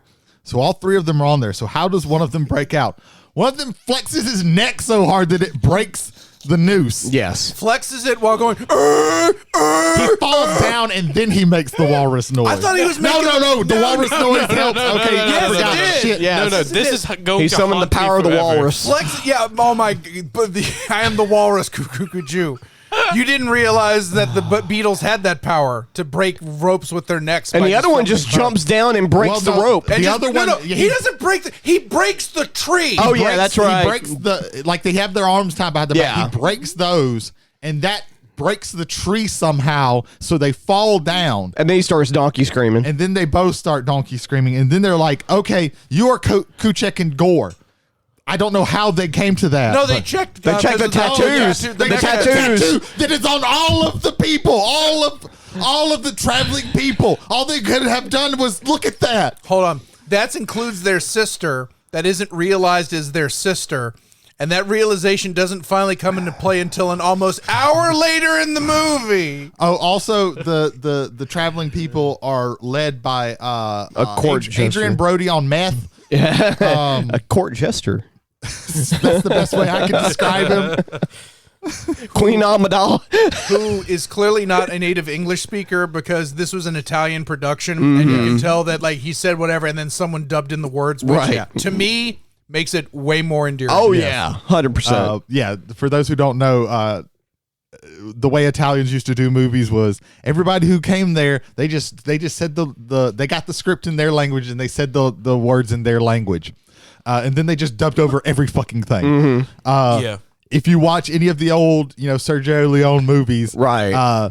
That's why even Clint Eastwood, his lips don't necessarily match what he's saying sometimes, even though it is Clint Eastwood actually saying those words because he they did the dub dub. his words over. So yeah, so there's several times in this movie where you go, that's not what he said. Yeah, it doesn't make any sense. So yeah, okay. So let's talk about the best D&D sneaking in scene of all time in any movies.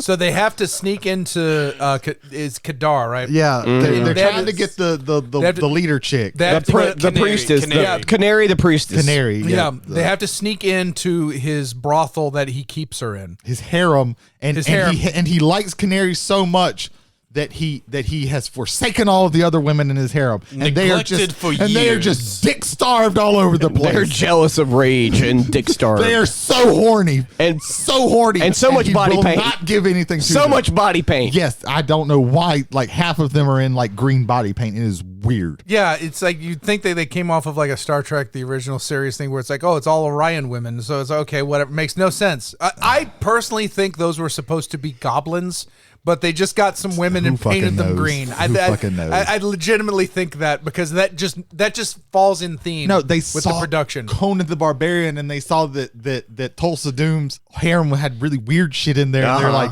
we don't have the budget for all. We used all of the prosthetics budget on Kadar's men. Right. We don't have any left for the women. They didn't even do any prosthetics on. Was it John Barrowman? Like No, no, you don't. That's a weird motherfucker already. Yeah, they know. You think Dirt they were, Master. Dirt Yeah. Master. Yeah, Who just cackled through the whole movie. No, he had God. 2 lines. Yeah. And then he got eaten by a hairless dragon. You may be wondering why I said hairless and not scaleless. That thing should have had hair, but it didn't. Yeah, It made no goddamn sense. Ethan's So going anyway- to die. so anyway- We're going to kill Ethan. I'm terrified of this. Please breathe.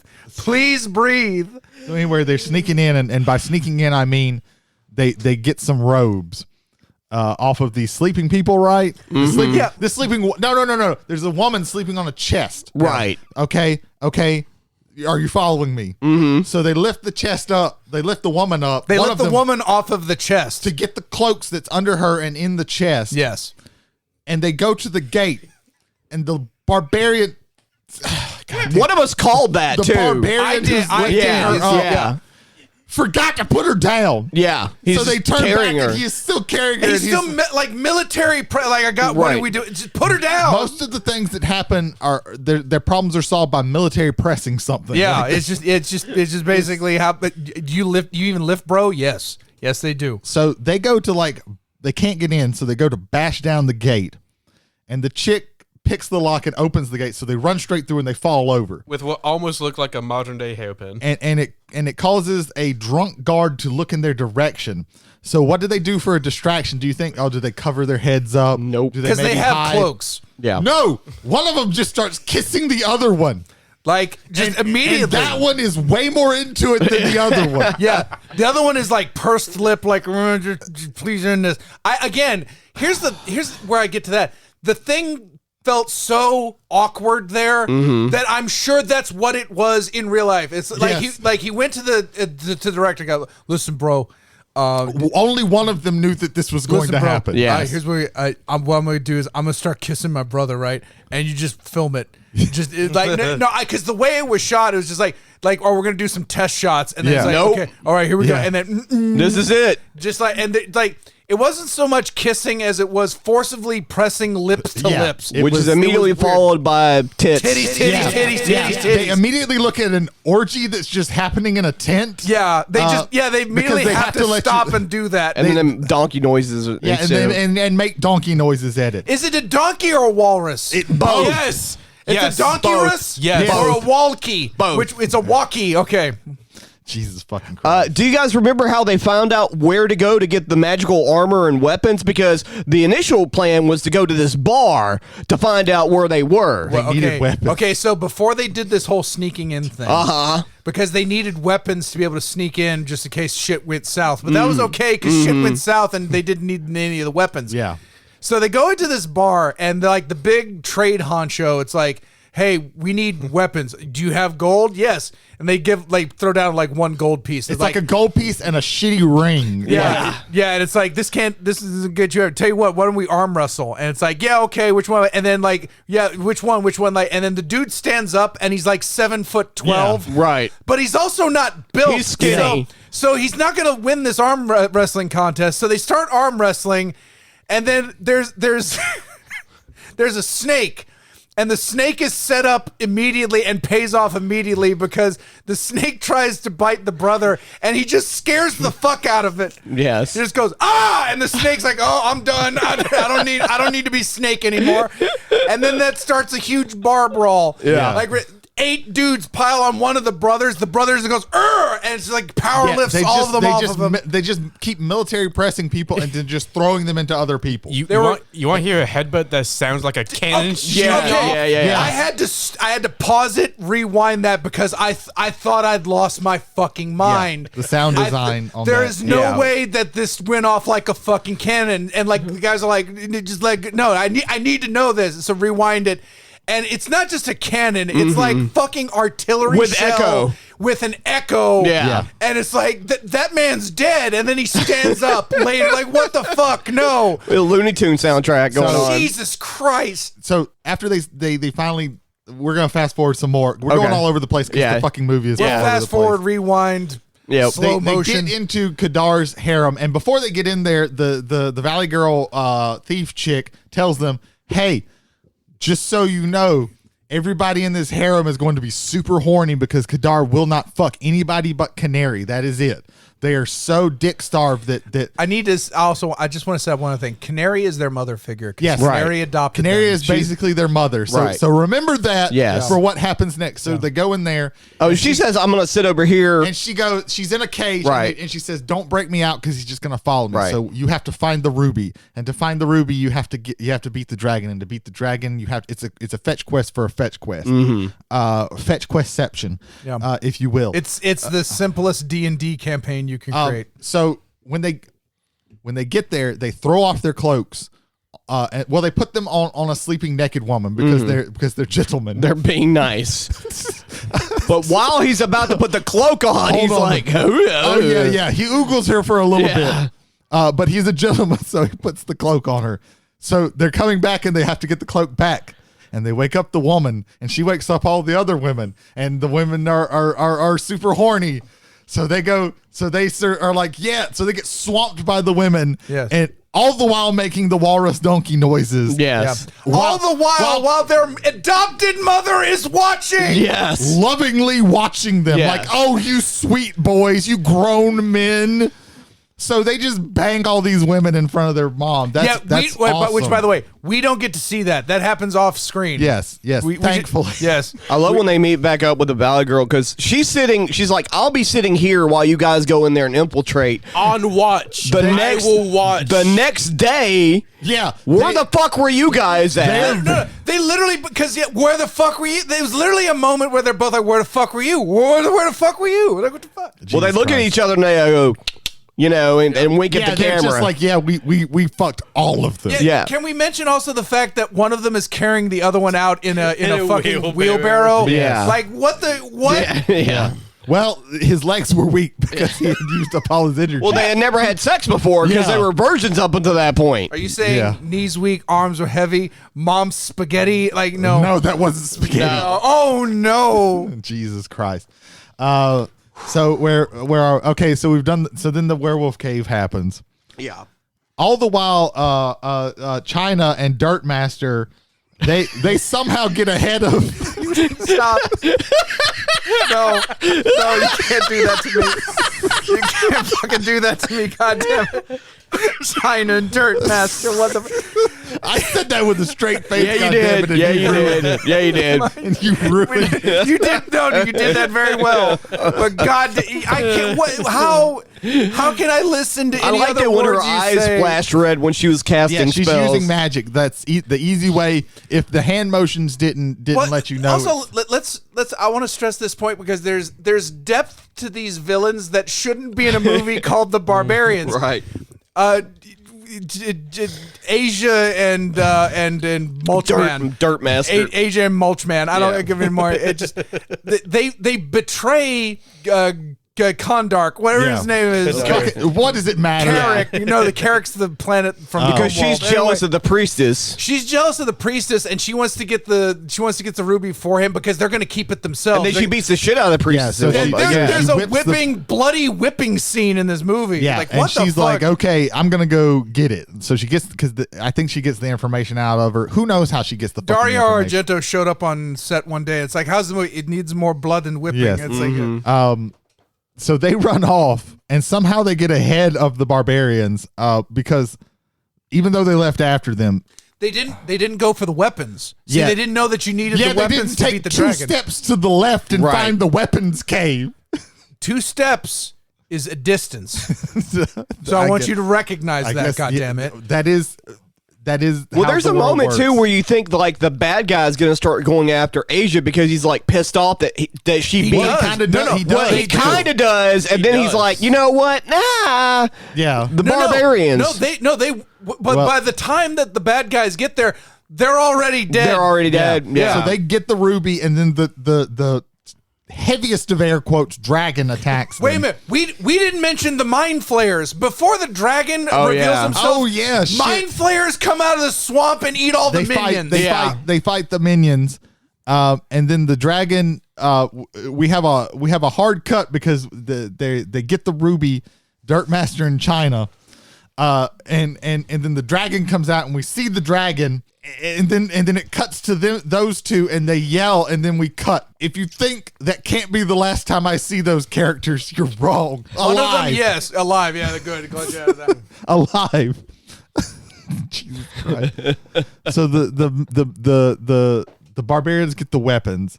They do a little funny thing where one of them has the axe and the other one has the sword, and then the guy with the sword says, "I want the axe," and then he gets the axe, and then the guy's really happy with the sword, and he's like, "No, I want the axe." This happens. This is comedy, the purest of comedy. Yes. The greatest among us. So they're going, and I think at this point they get the dragon and they fight the dragon. Yeah, because the Kadar gets to the swamp later, I believe. They fight the Illithids by punching Oh, them. yeah, They just knock them out. They and kill jump them. out and you're like, oh, we're gonna have a cool fight scene. Nope, they just punch them and then they run. That's all that happens. Jesus Christ. God damn it. And then the dragon comes out and so the dragon chases them. The dragon but they get into a hole, and they the dragon find a goes hole over like the a hole. crater. Yeah. Somehow there's a Right. crater in this swamp, and the chick lures the dragon over the hole. And they just start stabbing the shit out of it from the underneath, and all this. And Sam Raimi levels of goo start pouring out. Sam Raimi, this Peter time. Jackson levels of just fucking gore and viscera come out of this dragon. They climb into the dragon. Where dead Asia is just hanging out. Yeah. Asia, China, Indonesia. I whatever mean, the fuck her China. name is. She dies off screen. She is already dead. They see her just laying there in the thing. She was stomach. she was eaten whole, but she's not digested, and she has just the ruby in her hand. Right. There's a lot of that's lucky that happens in this movie. So they get the ruby. And then they think Kadar attacks. Then, like he gets to the swamp, I think. Right? Am I Kadar, right? yeah, Kadar, and then Kadar is And so in the swamp. so they fight the men, but they fight his men, but that's not really much of a challenge for them. And then they leave out, and and for some reason they're surprised that their horses are still there, even though it's literally the exact same place that they like. No, one is surprised, and the other one goes, "No, the horses just knew to be here." And like, what? I think one of the barbarians is secretly multi-classed ranger, and that's how he knows that. When in the apparently. timeline did he stab the priestess in the? Then after this, for some reason, the priestess casts a spell on Kadar, Right. where he's seeing like 8 of her, and he slowly like stabs his sword out like 5 times, and the last time he kills her. And then they have a touching scene where why did you let me kill you? Like She's like, I wanted to die. And it's like, well, you could have figured out a less convoluted way to die earlier. A long time ago. But sure, woman, sure. When she dies, the magic of the ruby dissipates. So they Yes. they because the queen is dead. they give the Yes. ruby to the girl, and she runs off. well, no, and then the smart barbarian brother goes, "Well, it's because you're our sister." Like, what the fuck? And she's like, "What the fuck?" just are you throw talking that about? out there. This is how this is revealed. Yeah. One of them goes, because we don't know which one because they stopped saying their names. One of them goes, "How can we trust her?" And then the other one goes, "We can trust her. She's our sister." Almost unintelligible, casually. like the most casual of reveals. There's not even a beat. There's not even a dun dun beat. It's just she's our sister, and then the other one's like, "Oh yeah, she's our sister." That's how that goes. So the ruby. So when she dies, somehow the ruby loses its power. Also, well, it's because they I got remember this- this now. they got the this ruby. Ragniks. That's their name. The the Ragniks. Ragniks. They've They've lost their queen, and they need a new queen. Yeah. So we find that out. Yeah. She gets there, and they're like, "Oh, the ruby. The power's gone out of the ruby. The queen's dead. We're queenless now. We're screwed." See, I wanna do a quick coda. It would be Adrian Brody if he had played Queen Amidala. Oh yeah. Because the look is just. Please, and if you're Ben- listening and to Ben- this right now, unless you're driving, don't do texting while you're driving. Look this up. If you like that picture, watch this movie. If you don't like that picture, don't watch this movie. That's a good barometer. So this scene was this scene started dragging. I'll be honest, It but did. they brought it did. back. They started losing us. It started losing us because we were having to figure out the dynamics of this fucking tribe, how that worked, and then the ruby just starts shining again. They're like, "Oh, we can choose a queen." And the best line of the fucking movie happens. What? Some girl. It's just some random girl. It's Adrian Brody's wife. Yeah. She goes, No. Let me. I want to really just hammer this point home. I want to hammer this point home. This scene went on for 5 minutes too long, and the scene was 5 minutes 2 seconds. Right. We were just like, But oh my god. That 5 minutes, because it's all mystical fucking bullshit, Right. and like you've seen this in every other fucking. Well, like, also they're fantasy like, movie we're giving before. up on trying to make it work. Well, and also like the whole like ascending conflict, descending conflict, like everything is going too fast in this one scene. Yeah. And it's like we've seen this before. There's nothing new that they can bring on this. And the last fucking thing that anyone says in this scene before they hard cut to the next thing, so that you don't even get a chance to think about it, we had to pause it so we could breathe. Yes. Was bring out the virgins. It's just like, and then even that is paid off when the next time they go back there goes like, There's only 2 virgins in the entire tribe. Two jokes back to back, basically. So we can quickly just talk about how they pick the new queen. So they take the ruby, they line up the virgins. all two We of them. called it a belly stone earlier, and that's because they literally That's because it was. they put the stone in the woman's belly, the virgin's belly. Button, and if- belly button, very Belly important. button. Belly button. Sorry, yeah, Yes. they don't like stick it. It's not. It doesn't get like David Cronenberg in here. Okay. They put it in her belly button, and then they hold their breath to see if it sticks. And if it sticks, she's the queen. So the first 2 they don't stick. So they're like, oh fuck, we're Oh, fuck. queenless now. Yeah. And then the girl goes. Now Then the valley- yeah, the valley girl. She was not around for this revelation. Yeah. But she goes, I can do it. I'm their sister. I have the tattoo. Well, no, wait. It's not even that. Okay, so wait a minute. Give me that stone. They do the stone, and it sticks. Like, oh, we found her. Wait a minute. She's not one of us. She can't do that. And then she's like, I can't remember her goddamn name. Valley Girl. I'm just gonna keep calling her Valley who Girl fucking knows? because Right. she talked like a Valley Girl. Yeah. She goes, no, it's okay. I'm your sister. Look, and like she reveals. Kara, thank you. Yeah. She reveals this tattoo she's had the entire time. This woman had been captured by them for God knows how long. They could have She just was in a looked at her cage. neck. She was in a cage. That's why she had to have the perm. That's the only way you could block And sight then of it. immediately when they put the jewel to her, she's like, "Wait a minute, I don't want to be the queen." Yeah. Like what? Now, What? But when it sticks, she's like, I guess I'll be the queen now. I'm She's cool. literally the Bran Stark of the show. to preface the entire scene that we just explained, Canary dies, okay? Yes. And when Canary died, the original magic from the ruby, Yeah, the stone went from disappeared. being lit to not. Again, serendipitously, the girl Kara's looking at the stone while this happens, and it Yes. turns into a rock. Yeah. Right. And I don't know how, but Canary screamed in the swamp, and 30 miles away, the Yeah, Barbarians yeah. brothers. I forgot heard about the I did summoning I did call. too. Yeah. And they're like, my God. oh, it's Canary. Turn around. Yeah. And Yeah. then not even like 10 minutes later, they're Fucking there. hell. Because we had to have a final scene with the bad guy. Yeah, you called Otherwise it a we- scene. we're You getting called to it a that, scene huh? because a fight is too strong of a Yes. word. Because here's what happens. The barbarians are on foot. Kadar is on a horse, and it's just he will ride to one end and ride towards them with some weapon, get foiled by that, or maybe do the minorest of damage. There's one time he has a mirror shield. He and- had the sweetest mirror shield to blind Straight them. out Clash of the And they Titans. just, as he runs by, they sidestep and punch. They don't use their weapons on Nope, him. they do punch not- it. They use the weapons once, and it's coming.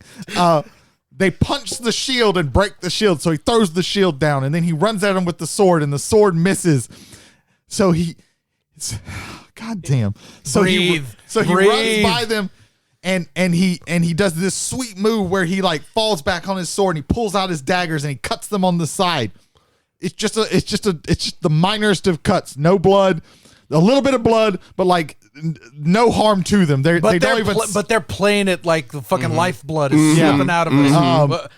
And then, goddamn, then he throws down his fucking his sword, and he just turns his back to them and starts backing up his horse towards them in the most obvious trap ever.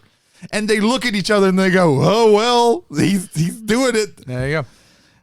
That fails. Okay, So that movement fails. Okay, and then finally they punch him off his horse. They Yes. finally think to let's grab the horse and punch the shit out of the Yes. horse. All right, So many horses Right. probably died during Brady, this movie. breathe. Ethan, you set this up earlier. Finish it off. Now, on one end of this valley, you have the brothers with swords. They look like they're about to throw it at Kadar. Oh, they're just like gonna come up to him and like they're Yeah. gonna- Kadar is holding them back with a crossbow with a bolt loaded. He pulls out a crossbow that Yeah. previously he never used. Yeah. Mhm. Could have used that Yeah. on the horse and that would have been really cool. But like, Yeah. It's that like the music's starting to build up. One of them is about to get shot. Kadar aims at one of the brothers. he doesn't have the fingers to pull the trigger. He goes to pull the trigger with the 2 fingers that were bitten off 20 years ago. 20 years ago. Or 2 days ago. We're not really sure. He wears a special glove that covers up only those 2 fingers to remind him that they are not there. And what do the brothers do? They throw the swords at him. They throw throw their the swords at swords. him and impale him on the swords. Yes. And he dies. Bad guy defeated in the worst boss fight of all time. Jesus. Intro the fucking- matte painting of the castle. Yeah, we get the matte painting one last time. If I had my fingers bitten off, I would learn to shoot my crossbow with my other hand. Yes. You would think that would be something Yes. that would be learned, like or that, with your your ring finger Well, or something. If you've ever watched this movie for the first time, and I apologize to everyone who may have been spoiled for this, if you've ever watched this movie for the first time and that scene happens, one of the thoughts that has to be rolling in your brain is there's no way they had the presence of mind to set this up in the beginning and then pay it off later, and they did. Well, also they pan to his face when the reaction of his face when he goes to like pull the trigger and he's like, oh, I forgot I don't have fingers. Again, everybody in this world is so fucking dumb. they're really dumb. It's more so the first time experience of this movie. We're all in here watching it. The scene's going down, and I'm like, oh no, I know what's happening. And Jay notices I catch it first. Yeah. And I'm like, oh, he doesn't have the fingers. Yeah. We all caught that. This Yeah, is just you have a bad poker face. Like you were in. It's like, oh my god, I can't believe this is about to fucking happen. And then they meet up with the Ravnik, who all of their wagons were like covered Everything in was vines, destroyed. Their and it whole was entire all caravan was destroyed. They somehow found like 15 horses. That's like their.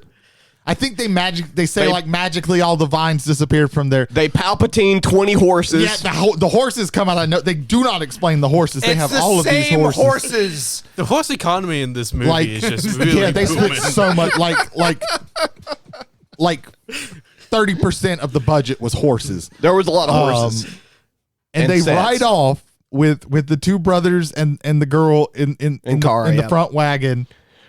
One of them has Because they're the leaders now. yeah, one of them has the whip, the other one has the reins, and they do the bit again where I want the reins. I want the reins, and he gives them the reins, and then the guy want with the the whip whip. is just like, hey, this is cool. And then, oh man, And then it cuts to music. I don't really want the reins, and hands the reins back, and they're all smiling. The end. It cuts to, and then it cuts to new wave music. I like the Dum, rings dum, more. dum, dum, I like the reins more. Yeah. Yeah. So, and then it ends. If I could cut a trailer for this movie now, the opening line would be, "Move over, Citizen Kane, the Barbarians." Probably one of the better, movies to watch, ironically, or even unironically, really. Yeah. It's an enjoyable experience. Like legitimately, like don't watch this movie. Watch this with people. Oh, Don't- yeah, it's a don't watch people it, movie. It's a people movie. You watch this with friends so that you can make comments. You got to and make have fun with of it parts, but you could tell that for the most part, the people that were involved in this film were trying.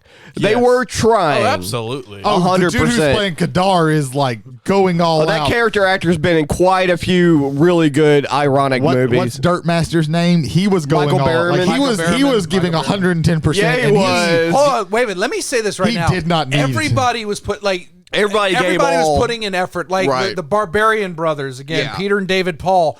They're enjoying what they're doing, and that actually makes it better. Like if they didn't know or didn't care about what they were doing, it would not play as well as it does. Like, Oh, I yeah. think they're personally The invested. girl in that this. played Canary was like, I want to try and get an Oscar for this. Like, she was like pulling all the stops out.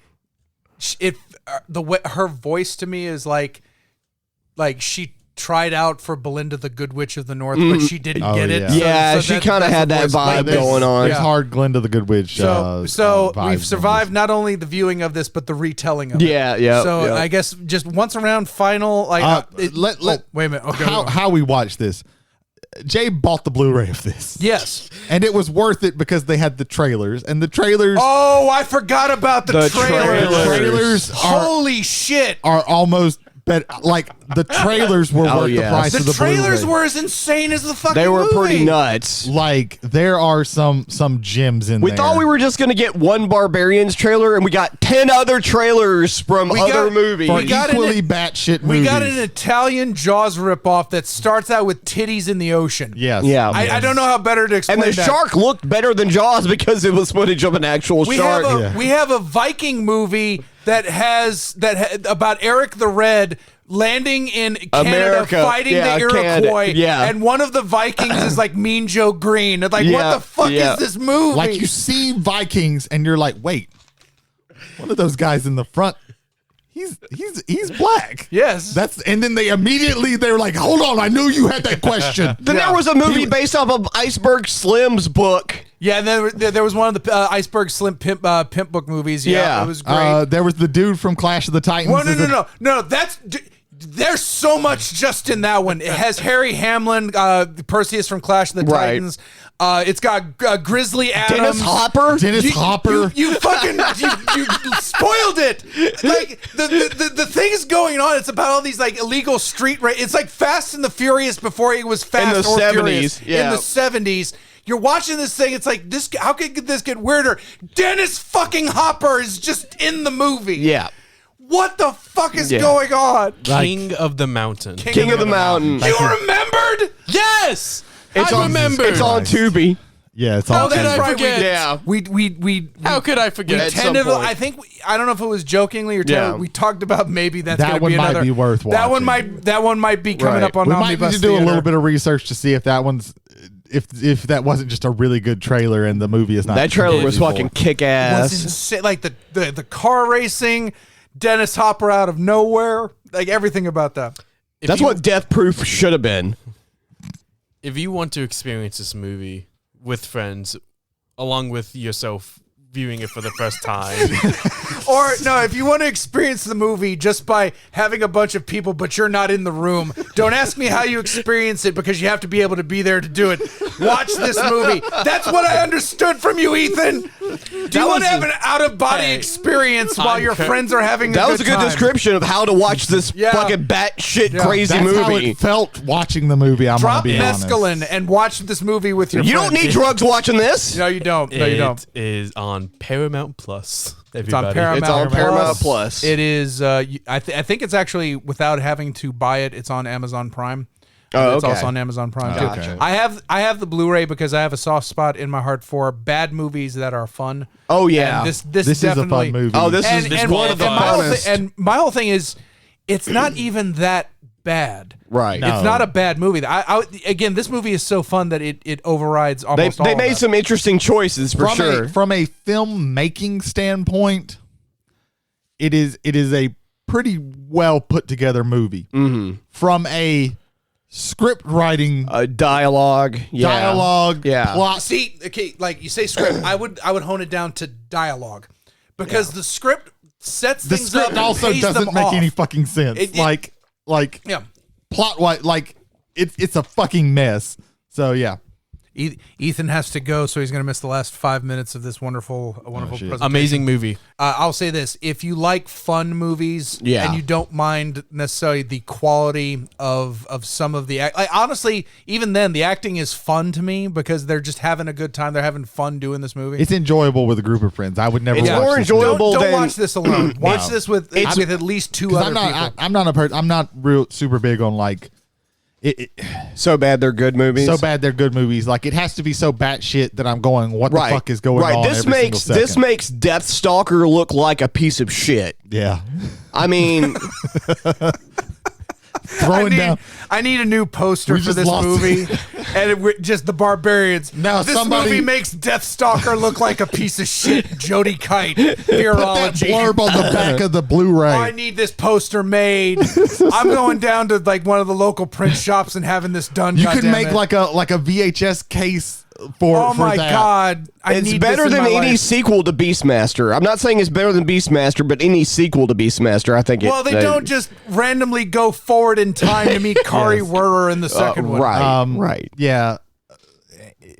If you want like a good barbarian, Conan the Barbarian. That's Well, a, yeah. that's a good one. If you want a good barbarian, just or go Conan straight- the Destroyer. Conan I the mean, Destroyer. they're both I really. never watched Conan the Destroyer because it was rated like PG-13. And I was like, fuck that shit. I want. It was actually pretty That's fucking like- crazy violent I for need to being watch it. PG-13. I need to watch Yeah. it.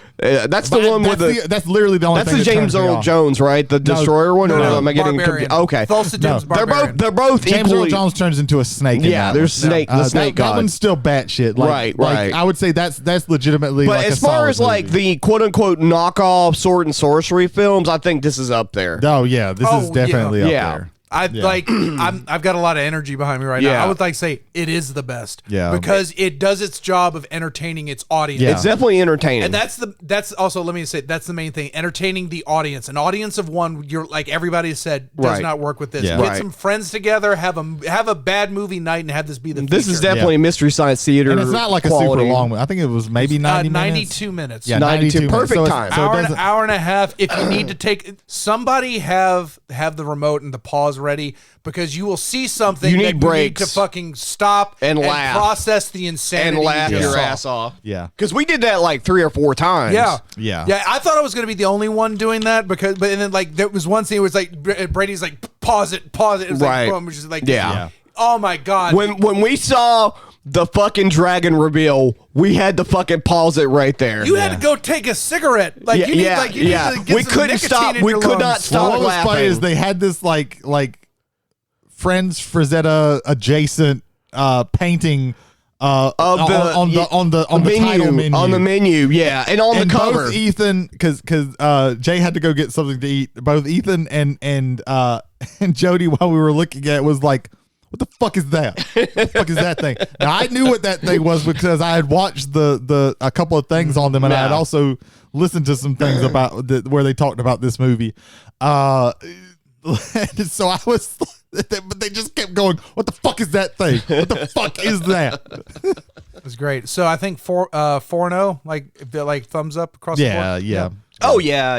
For what it is, Absolutely. For what it is, it's of those best bad movies. It is because they're actually putting in the effort. I don't like the whole Sharknado thing where we're you know we're doing bad on purpose and we're Right. constantly winking at you, telling you that we're I doing didn't bad. mind the first one, but Right. literally every movie after I don't- that is the same. I don't movie. like that. Another thing I like about the Barbarians movie is the fact that like the Barbarians, the leads are normally not your comic relief. Yeah. And they are pretty much comic relief throughout the whole film, and everybody else in the film plays their roles straight. Yeah, I don't think anybody says anything else funny besides those two. And the There's Valley one- Girl every Yeah. once in a There's while. one other movie in my mind that I can think of that matches that. Big Trouble in Little China. Oh yeah. Yeah, I get that.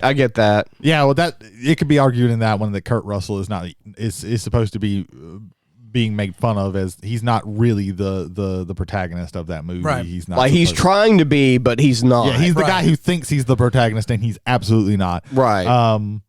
Yeah. I love that movie so much. Yeah, Big Trouble in Little China is great. So yeah, that's Yeah, the The Barbarians. Barbarians, yeah. It's, So, ladies it's, and a, it's a gentlemen, fun movie for what it It is, is guys. so fun. You travelers on the Omnibus, highly recommend Barbarian with friends. With friends. With friends. Has Yes. to be with friends. There you go. Has So- to be. So for those keeping track, the movies that we have watched and reviewed: Yes. We started with Psycho. Psycho. Casablanca, Mandy, and the Barbarians. Ladies and gentlemen, I think that's Take that for what you will. that's the best list anyone's ever come up with. Like Yeah. we can only go downhill. From That here. list right there, pretty much like if you want any insight on my taste in film watching, that's it. All 4 of those. yeah, that's all pretty, 4 of those. That's pretty accurate for me. Absolutely, yeah. Yeah. Well, Jesus Christ. this bus is rolling into the station. It is. You know what that means? We got to thank a whole bunch of friends of ours. Ethan's not here, so hey everybody, this is Ethan Schimmel. Fucking damn it. And I would like to recommend Whiskey and Wrestling. Jason Holder and Michael Hill will review the weeks in wrestling and also drink a libation, mostly whiskey, but they will give you thoughts on all of it. Like, for instance, Vince McMahon is back. That's the Whiskey and Wrestling every Sunday on all of the major podcasting avenues. All right. Who's next? Silence Your Cell Phones is hosted by Blake, Kevin, Shelton, Hubbard, and They have merged into one person. They've merged into one person with play. Are they? They're just a goop now. Wait a minute. Are they Voltron Yes. or a Cronenberg movie? Yeah. both. Whoa! I need a Cronenberg Voltron movie. I want now. All I want is one of the Cronenbergs. It can be either one to do some giant robot movie. Voltron. It has to be Voltron. Give him the next Power Rangers. Videodromodome. There you go. Oh my God. Videodromodome. But Give him when they restart Power Rangers again. Give it to Brandon Cronenberg. Jared you Hubbard cowards. and Kevin Sheldon Yay! have a show called Silence Your Cell Phones. watch the Barbarians, boys. Where- We dare you. Where they cover actual real movies.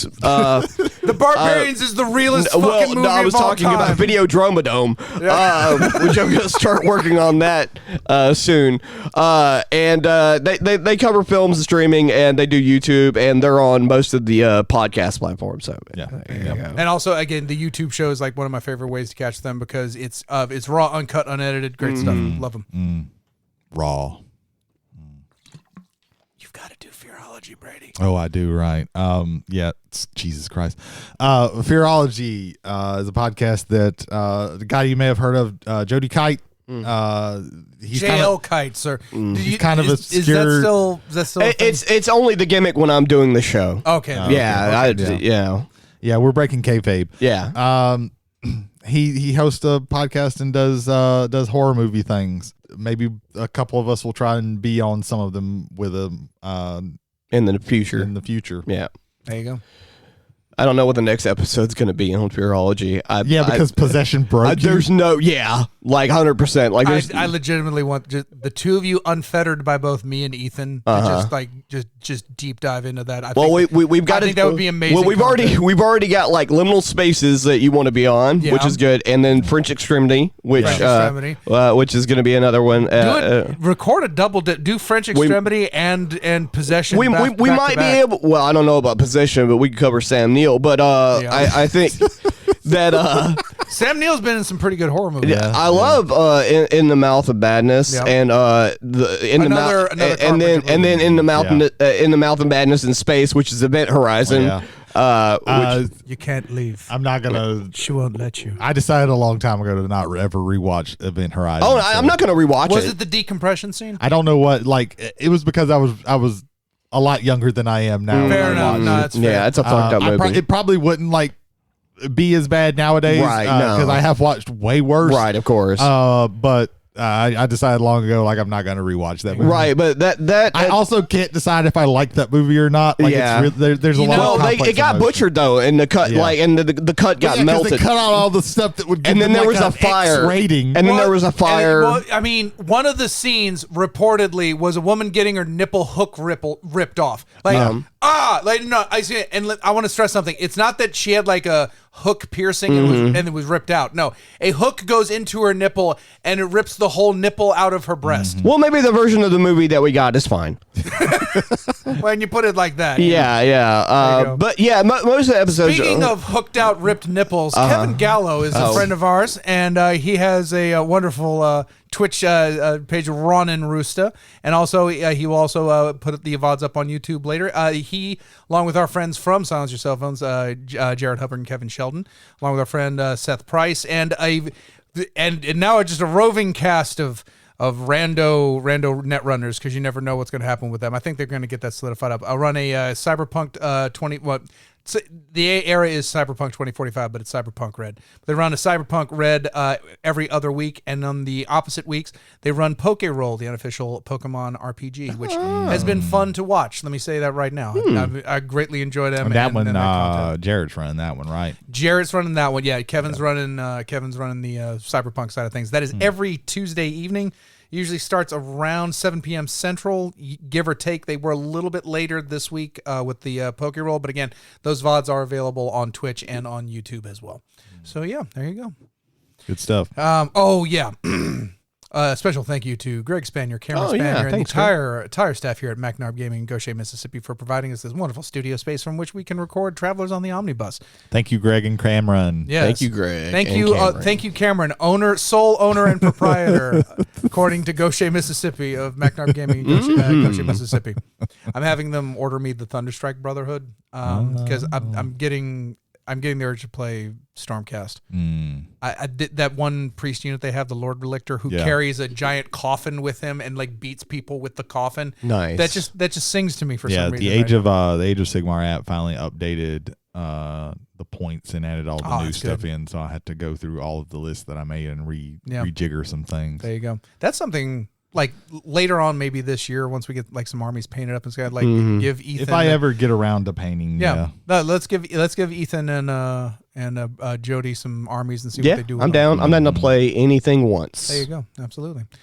Alrighty. Well, that's about it. So for our friend in absentia, Ethan Skinner, I am James McCarthy. I'm Brady Davis. I'm Jody Kite. Play more games, watch more movies, be more nerd. Thank you for your time, ladies and gentlemen. Good morning, good evening, good night, and goodbye.